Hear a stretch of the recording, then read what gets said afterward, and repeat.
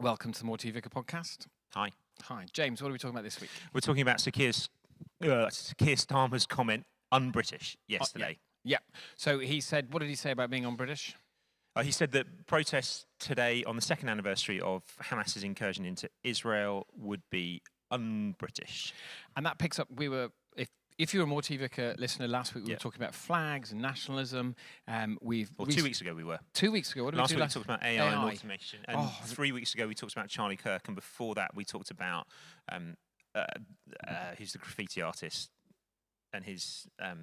Banksy and protests. Yeah, so we're consolidating those 3 episodes into one, where we're talking about morality and theology in the context of all of these debates. So essentially, we're going to go to the thing behind the thing, because the other thing Sir Keir said is something about there being, basically there's a moral code and you don't cross it. And it's like, well, how do you know, Sir Keir, there's a moral code? Where did you get that? Where did you get that? Indeed. Where did you get that? So it feels like... I was in a conversation with somebody yesterday.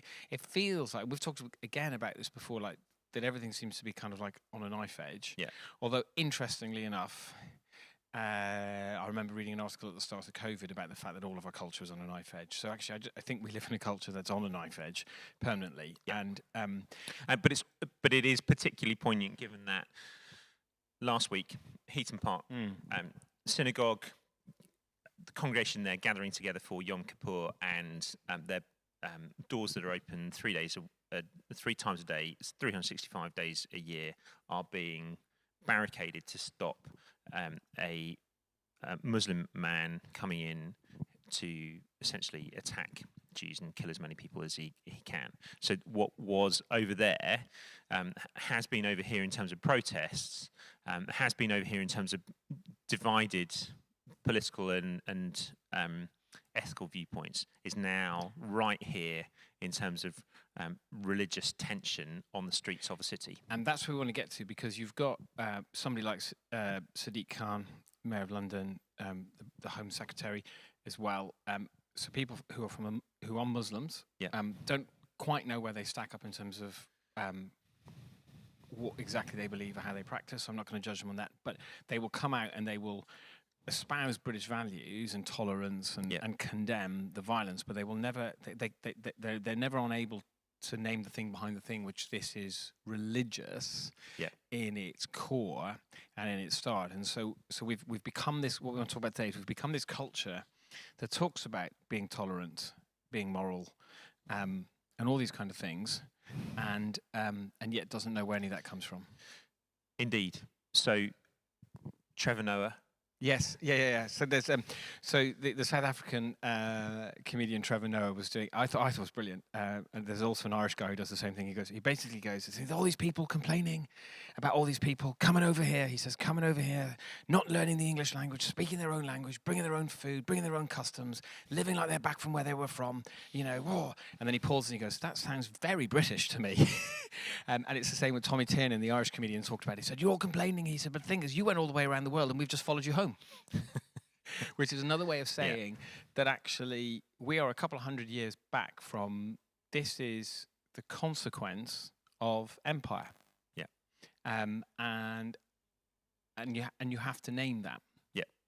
So what we're doing there is poking at where we have a national amnesia around our ethics, and we remember a time when things weren't the way they actually were, and we remember them the way we want to, which we're all capable of doing individually. I was having a conversation with your wife, Wendy, yesterday, and she was kind of gently poking fun about the fact that I had forgotten certain things. It was about lifts and where the last time we went off on a conference, I had picked people up or not, and I had rewritten events in my mind to suit my convenience. We're all perfectly capable of doing that, and essentially what's happening here is there isn't a part of our collective history where we say, actually, we handled empire badly, our approach to this was not okay, and therefore we need to repent of that, and we've got to look at what it means for us to have British values emerging out of that. It's as if we kind of go, well, let's just ignore that part. Here are these values, so and this is how we're going to hold things together. I'm going to push a bit on the empire thing, because the person to read, I think, as well on this is Nigel Biggar, the Reverend Professor Nigel Bigger, who would say, well, actually, the problem that we have around our view of empire is we've decided that we handled it really, really badly. Yeah. And All some of because us have, and because we've decided, because we, well, as a culture, because we've decided we've handled it really, really badly, we therefore need to pay all these reparations. We therefore need to feel really bad about it, and then also we don't even then talk about it when its consequences come in terms of immigration into the country. Whereas Bigger's view is actually empire in lots of ways was quite a positive thing, and that's quite a challenge, but not a perfect thing. Yeah. And so we're and then what happens is back into that, so it's that not having the conversations that we really need to have. Whatever you think about empire, there is a collective amnesia about that, and so there's this importing of these values of what it means to be British, and where Britain stands, and so when Sir Keir Starmer stands up and says it's very un-British, there's just the presumption that this moral value has appeared from somewhere, and it is something that we can attribute to ourselves, and it's something which we can use to almost police how people should behave. Yeah, and there is So we could start with going like, is it worth us trying to name what people seem to think these British values are? Or yeah, we can do that. So I think tolerance is one of them. So we're tolerant of people. We're kind. We don't particularly. I think one of them don't make a fuss. We don't make a fuss, and we want to think about people generously, and we want to make sure that people are welcome. But we also don't like to head towards contentious issues. Yeah, and that's, I think we're diplomatic. That would be kind of, if you were to think about the diplomatic service that has kind of made a name for itself in the second part of the 20th century. The British diplomatic service would be all of those things. It would be polite, it would be deferential, it would be. So the British are very clever. So the only reason that the cross of St George is on the Union flag and is the flag of England is they took it from the Georgians. I think it was the Georgians. They took it from some Italian city. Correct me if I'm wrong, but this bit is true. I don't know exactly where they got it from, but they basically borrowed it in the medieval ages from a Mediterranean city, so they could sail around the Mediterranean under a flag that wasn't an English flag, so they didn't get attacked. So, I mean, it's genius. Let's use somebody else's flag, and then, so there's the British very, very suave, very smooth operators. And alongside that, there is the history that the Church of England has been a prominent part of a global network of churches in the Anglican Communion, and England has been understood historically to be a Christian nation, and it has had religious leaders as a part of its governance system.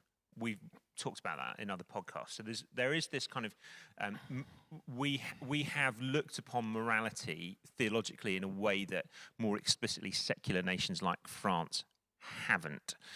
So that's why there's this. We feel like there's a need to poke, because there is this part of our history that is theological and moral, but actually now it seems less the case. And the drift goes like this. So once upon a time there would have been Christian values. Whether or not everybody was a Christian is not the issue, but there would have been an understanding of the Christian story and of where Christian values came from, and that would have informed how people live their lives. And then we moved into a situation where basically there would have been a kind of memory of that. So in my last church that I worked for, I was the foundation governor of the local Church of England school, and we were talking about school values, and the chair of the governors, who wasn't a churchgoer at all, said, well, this is a church school, it needs to stand for the Church of England values. And I said, what are they? And he said, well, don't really believe anything too much. That's what he said. He said, welcome everybody irrespective of everything else, be tolerant, and he said, and just gently be kind. And I was like, wow, that's not really very biblical, but that's what he thought the Church of England stood for. So that's that drift. And now you've got this situation where this is 15 years later, I say the head governor of that school probably doesn't even know what the Church of England stands for at all.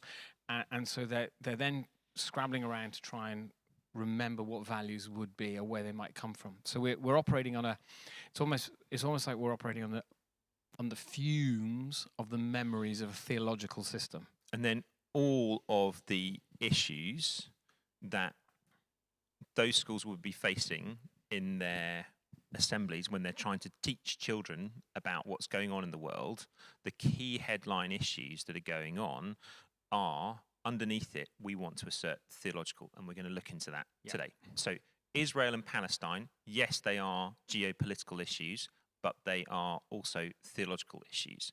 What happened with Charlie Kirk is a political issue in a political landscape, but his convictions were theological and people's responses to him were theological. Yep.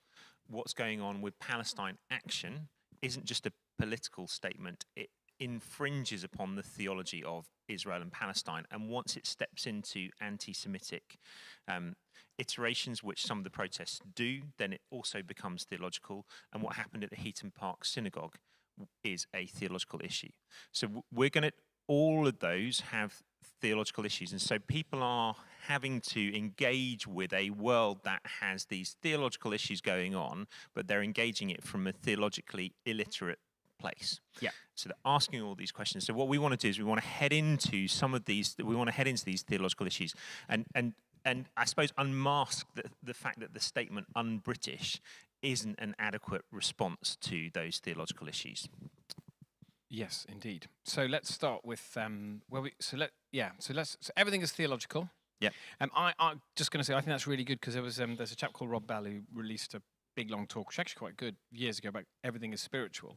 And we live in a world where everybody go, yeah, everything is spiritual, but actually spiritual is a bit wishy-washy. Yeah. Whereas actually when you say theological, it requires us to do some heavy lifting. Yeah. And to do some thinking. Yeah. And to work some stuff out. Yeah. So let's start with. Shall we start with our friend for the podcast? Yeah.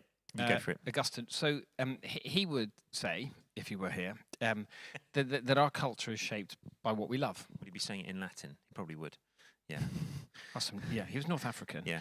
But our societies are shaped by what they love. And so is it self? Is it power? Yeah. Or is it God? Yeah. Or is it a vision of God that is not quite God? Yeah.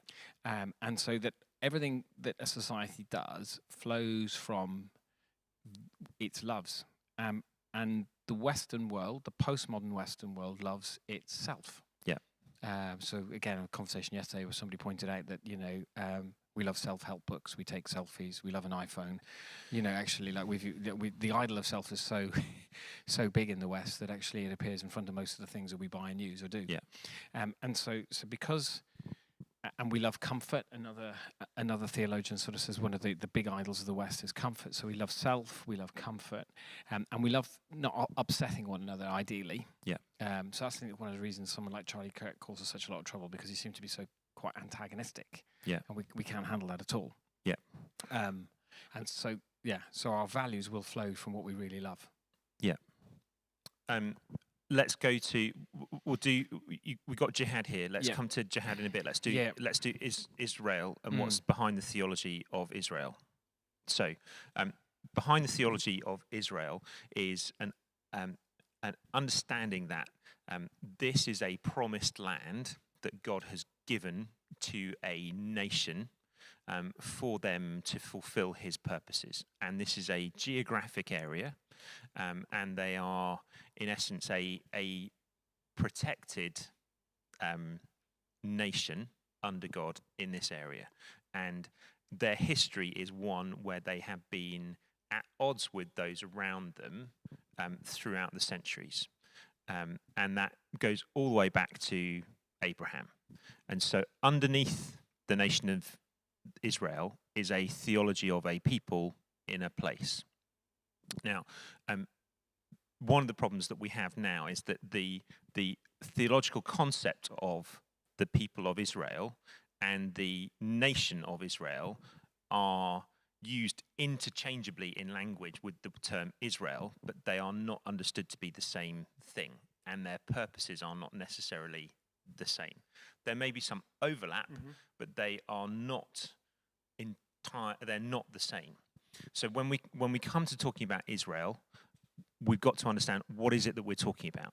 So there are Jewish people who live in Israel who would hold a different ethical stance to Netanyahu on what should happen in Gaza to the one that he holds, and they would hold that on theological ground. Netanyahu might claim that he holds his on theological grounds, but others would point out actually there's a jarring of his approach to Hamas with the covenant that God shared with Abraham to be a blessing to the nations. Now, we've got to head in and say that that is part of the underlying problem. That this isn't just a political issue. There's a theological issue here around who is Israel and how they relate to the nations around them. And I think the church, which is why the church is the most persecuted community in the world, the church and the people who, Israel, the people, the Jewish people, throughout history, one of the reasons they are so persecuted, hated, is because God sets himself apart a people and basically says they're to be a light to the nations, they're to reveal to the nations what I am like and what they are really like, and the fact that outside of me they're under judgment. Yeah. So we hate to be reminded that something's gone wrong or that we're doing something wrong all the time in life. And if you've got a whole nation whose primary existence is to say, actually, you've walked away from God, and there are consequences of that, you don't come running back to God. You basically try and wipe out the reminder of it. Yeah. And that is what is going on. And I think it's worth, interestingly enough, it's really difficult because we are not Jewish people who live in that part of the world, but to put yourself in that mindset. So if you think about how the Nazis in the 1930s used Christianity against them and just used Christianity to justify the Holocaust and took over the Lutheran Church in Germany to quite a large extent. So their whole experience has been everybody wants to wipe us out.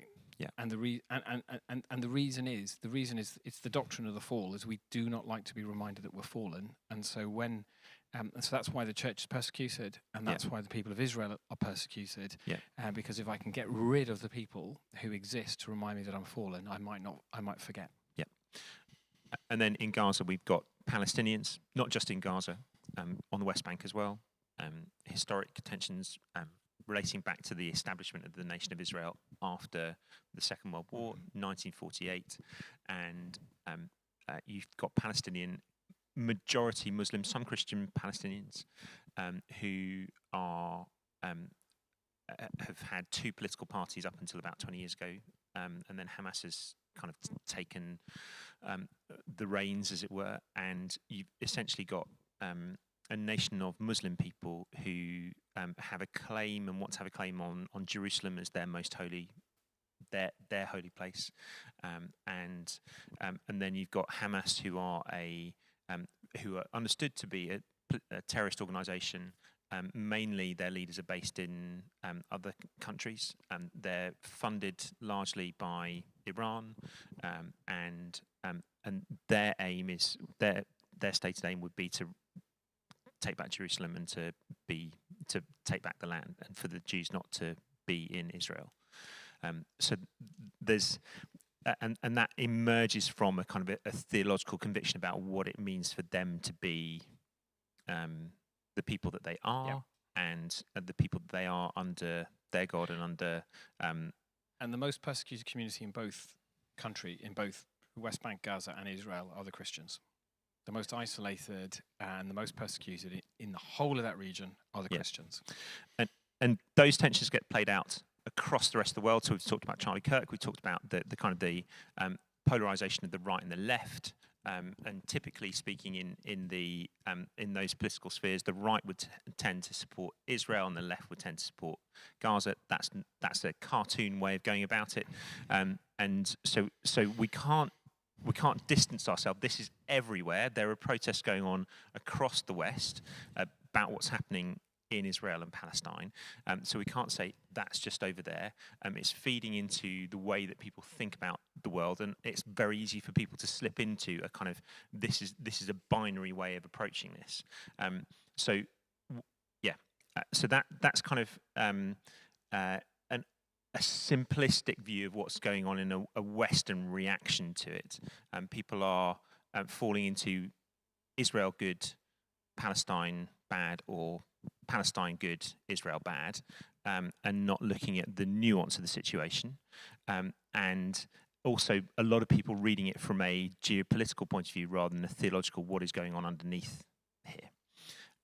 Then you've got Heaton Park. Yep. And Heaton Park Synagogue, you've got a group of people meeting on Yom Kippur, the holiest day of their year, the Jewish calendar, and a Muslim by the name of Jihadi comes and brings a weapon against them and wants to essentially cause great harm and murder, and the doors are barricaded against him.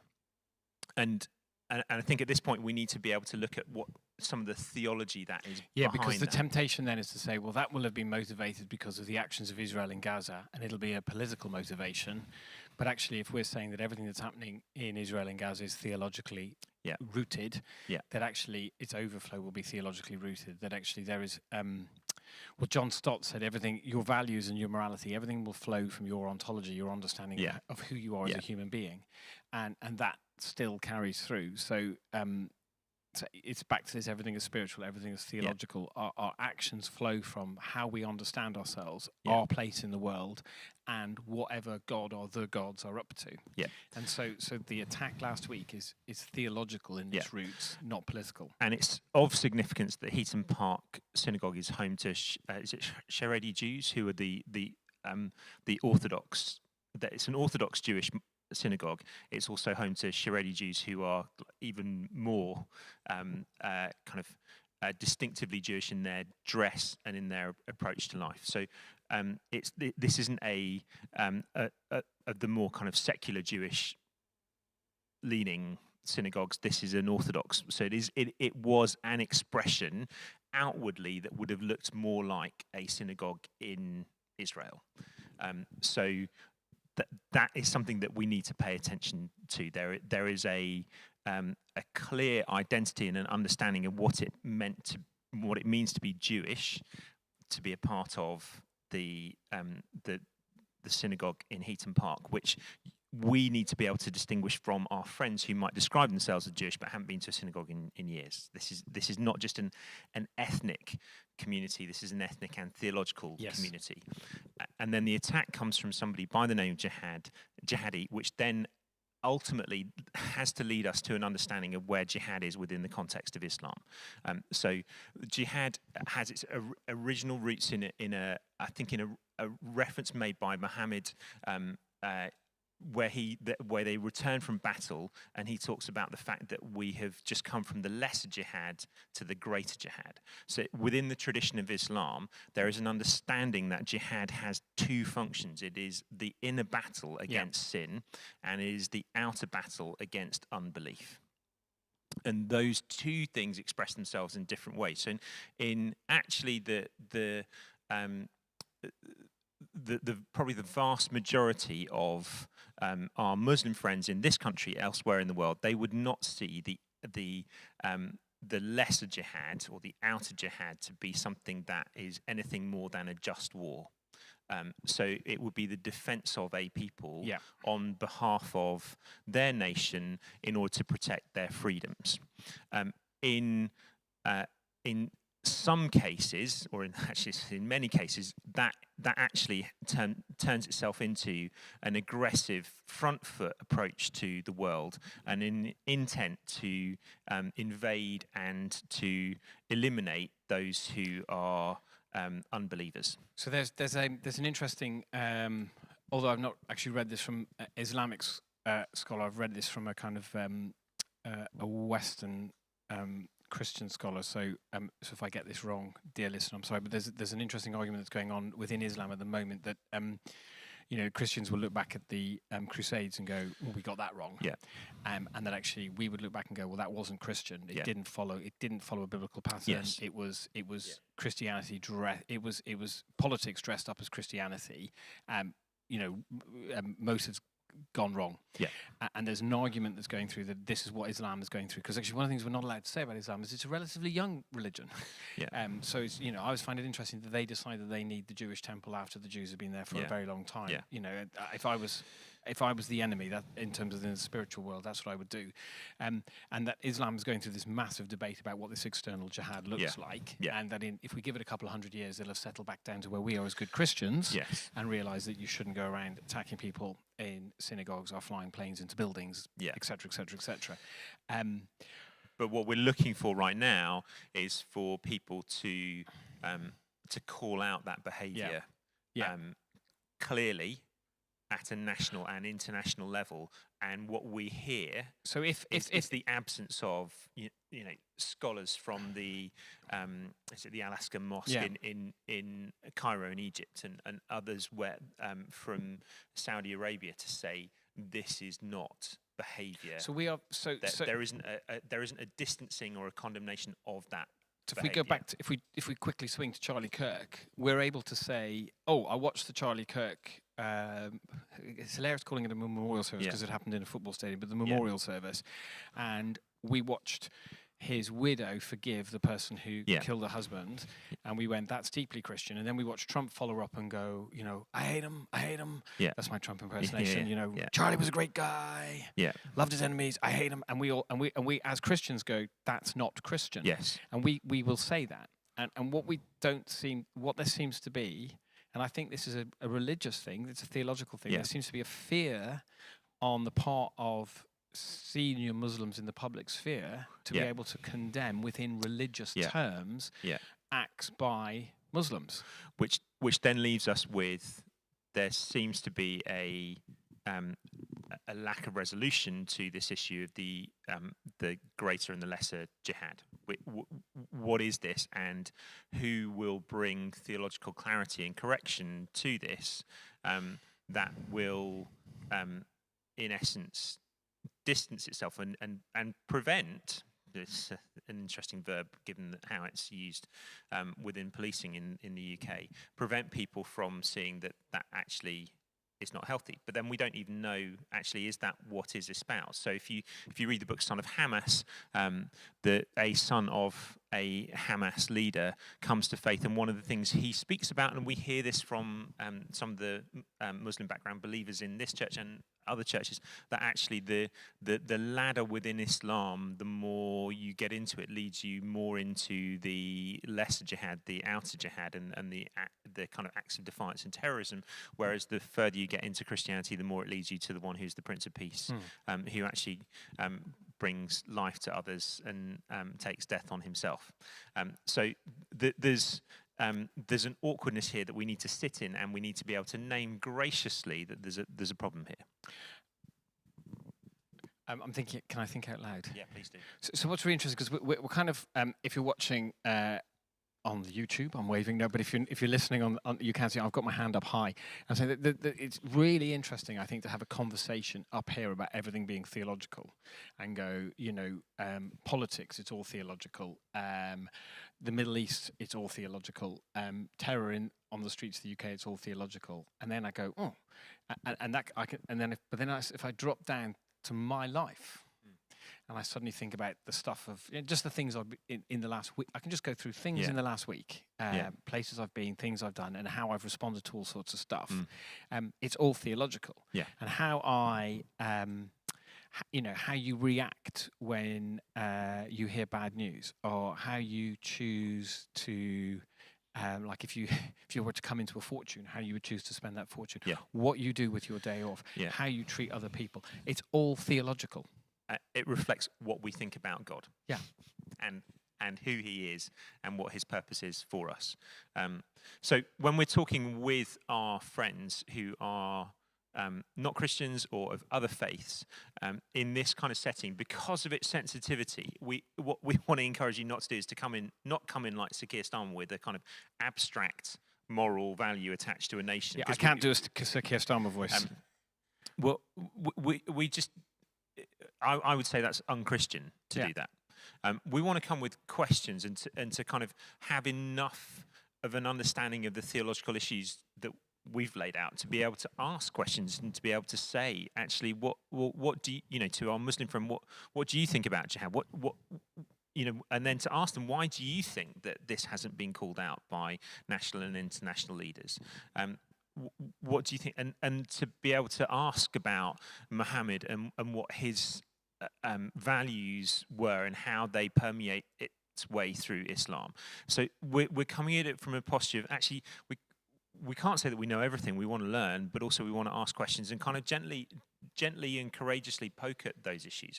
But also we want to bring people back to Jesus and who he is. So on Sunday I preached from Philippians and talked about Paul's journey to Philippi, and you know the fact that he started the church there, and when he went to the place of prayer, which was not a synagogue because they didn't have a synagogue. It was the river, which goes back to Babylon, by the rivers of Babylon. I'm not going to sing it. Sat down and wept when we remembered Zion. So when there wasn't a synagogue, they would go to the river outside the city and they would pray. So Paul goes to the place of prayer, and he comes to their synagogue, and he comes with a different theology.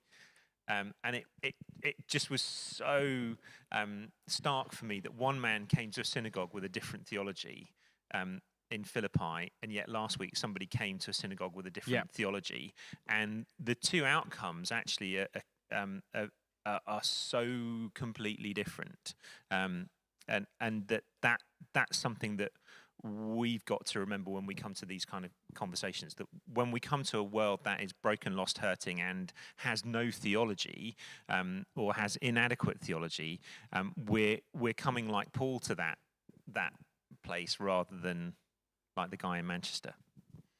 Yeah, and I could imagine like if Jesus was around now, his disciples would be asking like the question about Heaton Park, you know, what did they do that they got attacked, or you know, well, and he would say, well, they didn't do anything. This is life in the fall. Yeah.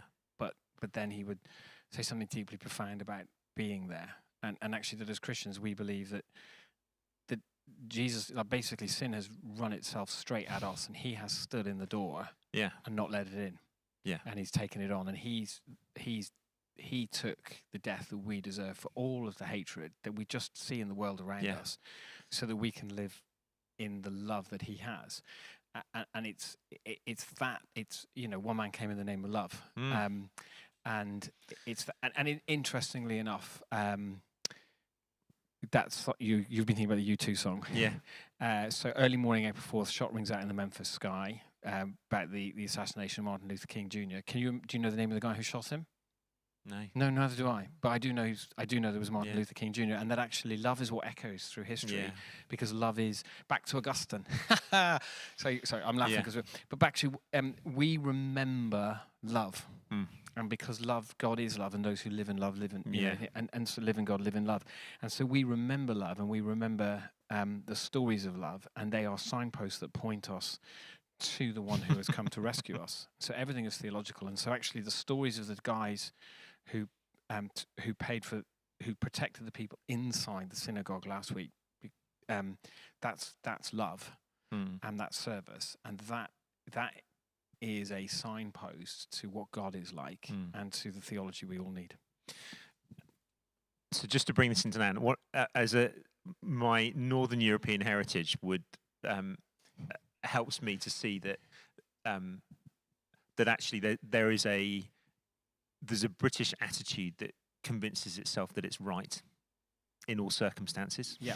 And other Northern Europeans are a little bit more indifferent and provisional about life, and therefore able to laugh at themselves a little bit better. And there is something about British Christianity in particular that can have as its shadow side that presumption that it is right, and therefore gets affronted when it's not treated as if it is right.